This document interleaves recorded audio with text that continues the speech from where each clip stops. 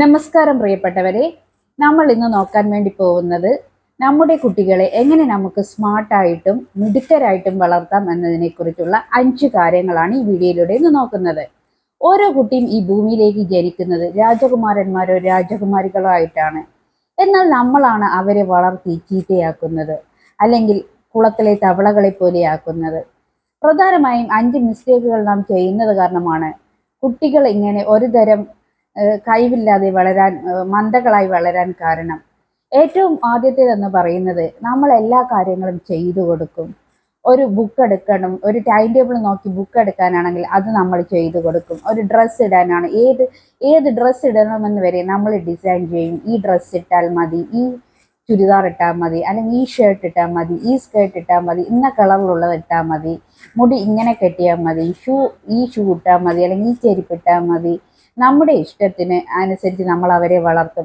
അങ്ങനെ ചെയ്യുമ്പോഴത്തേക്കും അവരുടെ ഒരു ഡിസിഷൻ മേക്കിംഗ് പവറിനെയാണ് നമ്മൾ അവിടെ നശിപ്പിച്ച് കളയുന്നത്. അങ്ങനെ ഒരിക്കലും ചെയ്യരുത്. കുട്ടികളെ അവരുടെ ഇഷ്ടത്തിന് വിടണം. അതുപോലെ തന്നെ മറ്റൊരു കാര്യം, അവർ ചോദിക്കുന്നതെല്ലാം അപ്പോൾ തന്നെ വാങ്ങിക്കൊടുക്കുക എന്നതാണ്.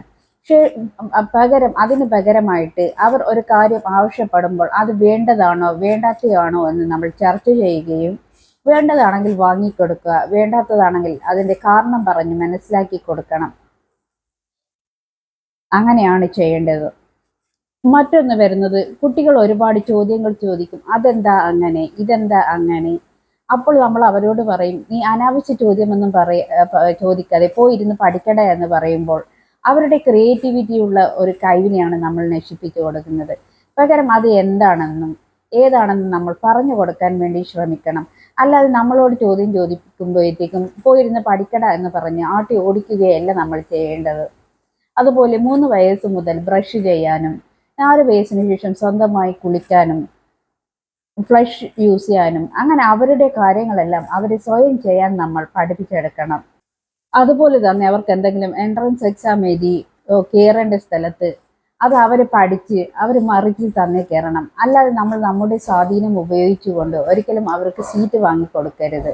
നമ്മുടെ കോണ്ടാക്റ്റുകൾ ഉപയോഗിച്ചുകൊണ്ട് അത് അവരുടെ ആ ഒരു മത്സര ബുദ്ധിയാണ് അവിടെ നശിപ്പിക്കപ്പെടുന്നത്. അങ്ങനെ ചെയ്യരുത്. കുട്ടികൾ എപ്പോഴും സെൽഫ് സഫിഷ്യൻ്റ് ആയിരിക്കണം.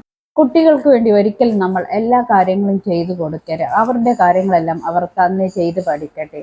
അവർ സെൽഫ് സഫിഷ്യൻ്റ് ആയിട്ടും ഡിസിഷൻ മേക്കിങ്ങിനും എല്ലാം അവർക്ക് അവരുടെ കാര്യം സ്വയം ചെയ്യാൻ അവർ പഠിക്കട്ടെ. വീഡിയോ ഇഷ്ടമായ ലൈക്ക് ചെയ്യാനും സബ്സ്ക്രൈബ് ചെയ്യാനും മറക്കരുത്.